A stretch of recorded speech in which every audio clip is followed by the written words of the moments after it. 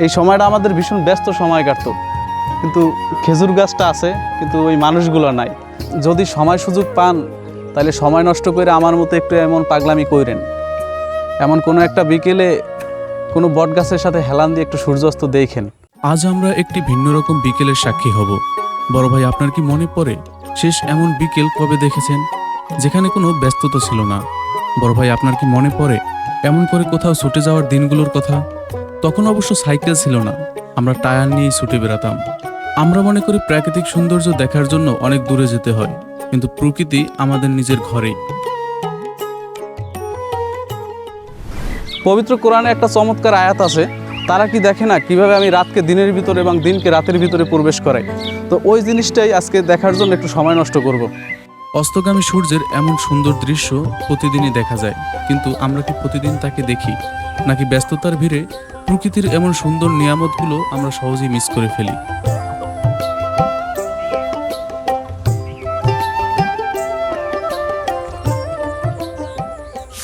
আর এখন আমি যেই জায়গাটিতে আসছি এটা আসলে আমার সেই শৈশবের একটা স্মৃতি বিজড়িত জায়গা বলা যায়। খেজুর গাছ সব কয়টাই আছে, এই পাশের একটা মনে হয় মারা গেছে। ওই যে আমরা খেজুর পারতাম ভাই এই দিনে, এই সময়টা আমাদের ভীষণ ব্যস্ত সময় কাটতো, কিন্তু খেজুর গাছটা আছে কিন্তু ওই মানুষগুলো নাই। আর এই প্রজন্মের যারা আছে তারাও আসলে খেজুর নিয়ে অতটা সিরিয়াস না।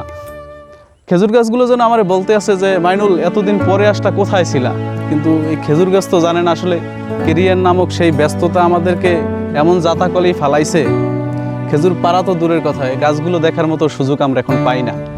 ভাই, এই দৃশ্যটা জাস্ট একটু অনুভব করুন। এমন দৃশ্যের বর্ণনা আসলে আমি করতে পারবো না।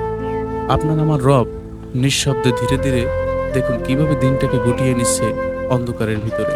আমি আসলে সবসময় বলি যে প্রকৃতিকে দেখার জন্য আপনার যদি ভিতরের একটা চোখ থাকে তাহলে আসলে ঘুরতে যাওয়ার জন্য আপনার খুব বেশি টাকা খরচ করার প্রয়োজন নাই।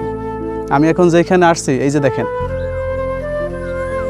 আসরের নামাজ পড়ে হাঁটতে হাঁটতে এই বাড়ির পশ্চিম পাশে চলে আসলাম। আর এমন একটা জায়গায় দাঁড়াইয়ে যদি একটু সময় নষ্ট করে সূর্যাস্ত দেখেন, আমার মনে হয় যে ওইটা খুব একটা আপনার লস হবে না। কারণ ভাই আমি এই কথা সব সময় বলি, হায়াত মওতের কথা তো আর কেউ বলতে পারে না। হঠাৎ করে যদি একদিন আল্লাহ নিয়ে যায় তাইলে এগুলো তো আপনি মিস করলেন, যেখানে আল্লাহ আপনারে বলছে যে তোমরা জমিনে বিচরণ করো এবং আমার সৃষ্টিকে ঘুরে দেখো। দেখা উচিত না? এই গাছগুলো হয়তো এখানকার অনেকেরই শৈশবের সাক্ষী হয়ে দাঁড়িয়ে আছে। কত বিকেলের গল্প, কত কৃষকের পরিশ্রমের সাক্ষী, কত ঝড়ের ঝাপটা সহ্য করেছে এই মাঠের মাঝে দাঁড়িয়ে। আপনার মতো এমন কতজনের ছোটবেলা কেটেছে এই গাছের নিচেই। আজ আমরা সবাই আছি, কিন্তু সেই সময়টা আর নেই, শুধু স্মৃতিগুলোই নিঃশব্দে দাঁড়িয়ে আছে। আমার চারপাশটা যদি আপনাদের একটু দেখাই, এখানে পুরো জায়গাটাতে আপনার সবুজ আর সবুজ, পুরো সবুজে পরিপূর্ণ।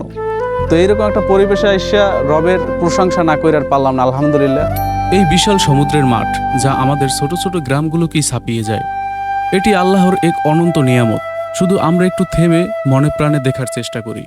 আর বাসায় রেস দেখা সময় তো কতই নষ্ট করেন, একটু যদি সময় পান এই নষ্ট সময়গুলো থেকে কিছুটা সময় এই জায়গায় একটু নষ্ট করেন।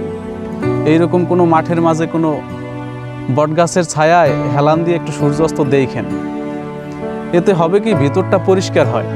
কারণ একথা তো শুনছেন যে আসলে একাকিত্ব আল্লাহর এক বিশাল নেয়ামত। আর আমি এখন যে জায়গাটিতে আছি এখানে কোনো লোকালয় বলতে কিছু নেই, যতদূর চোখ যাচ্ছে শুধু বিস্তৃত ফসলের মাঠ, সবুজ আর সবুজ। পশ্চিম দিকে সূর্য অস্ত হচ্ছে আর আমার এই উত্তর দিক থেকে তেঁতুলিয়ার হিমেল হাওয়া আসতেছে। সব মিলিয়ে ভাই এই গ্রাম বাংলার প্রেমে তো আর এমনি এমনি পড়ি নেই।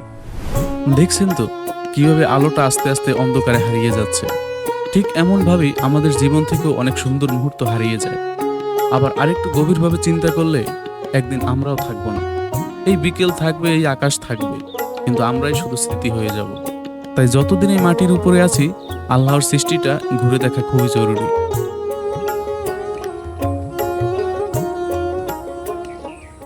তো স্বাভাবিকভাবে কারো কারো মনে এমন কথাও আসতে পারে যে সূর্য অস্তই তো, এটা নিয়ে এত বাড়াবাড়ির কী আছে?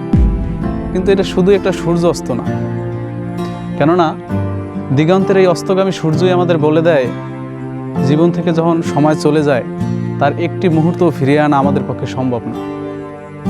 তাই সময় থাকতেই নামাজ আদায় করেন, যেখানে যে অবস্থাতেই থাকেন সৎ থাকেন। আর আবারও বলি, নামাজ নামাজ নামাজ বাদ দিয়েন না। এখনই মাগরিবের আজান হবে। তো এই দিগন্ত বিস্তৃত ফসলের মাঠ থেকে আজকের মতো বিদায় নিলাম। দেখা হবে আবার অন্য কোনো মাঠে। ততক্ষণে চাইলে আপনাদের ভাইরা আপনাদের সাথে রাখতে পারেন। আসসালামু আলাইকুম।